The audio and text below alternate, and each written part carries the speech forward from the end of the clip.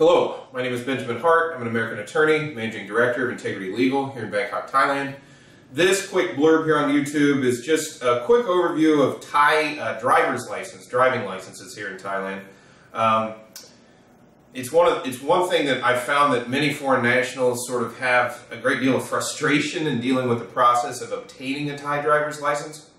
Most notably, it requires a few different aspects of both from the standpoint of, like, say, an American like myself dealing with various offices of both the U.S. government officials and then dealing with various Thai government offices here in Thailand before ultimately a Thai driver's license can be obtained.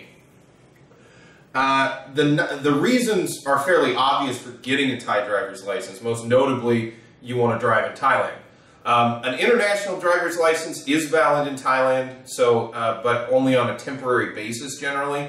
So if you're planning on living here full time, having a Thai driving license is going to be a fairly significant benefit.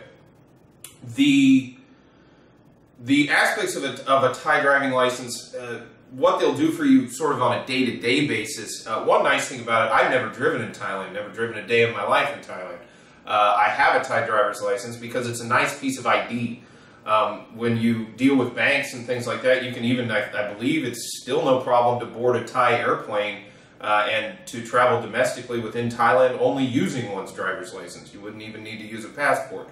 That's going to be airline specific, but in the past I've seen it work. As well, dealing with banks, going in and dealing with banks when cashing a check or just dealing with any sort of routine banking matters. One generally needs to bring in their passport if they're a foreign national here in Thailand, but if you have a Thai driver's license, you can take the license in there and it's picture ID, it's perfectly valid, it has your passport number on it, it has various numbers pertaining to your identity here in Thailand, so it can be kind of a useful document. The process for obtaining it, and the reason one has to deal with, as I said, both international and Thai authorities, is one's going to need to get an affidavit from the United States Embassy pertaining to one's address here in Thailand and one's identity as well. So when dealing with the Thai driver's license process, the first thing one has to do is go down and get the appropriate affidavit from, I'm going to use, since I'm an American, I'm going to use the U.S. Embassy, but this is going to hold true for any other embassy. So, you know, English, Dutch, or British, Dutch, German, you know, Canadian, whatever, you're going to have to get some form of documentation from the embassy first. That documentation is going to need to be translated into the Thai language and then legalized by the Ministry of Foreign Affairs. For information about notarizations and legalizations, I strongly recommend checking out another video on this channel which specifically talks about legalizations. But basically, once the translation is legalized, you then take that document down to the Department of Land Transport, and if you have a current and valid driver's license from another jurisdiction, the process is generally easier. Or I should say maybe truncated is maybe the better word. One does not have to go through the same amount of tests and the same amount of various requirements that are needed by the Department of Land Transport if one already has a valid driver's license from another jurisdiction.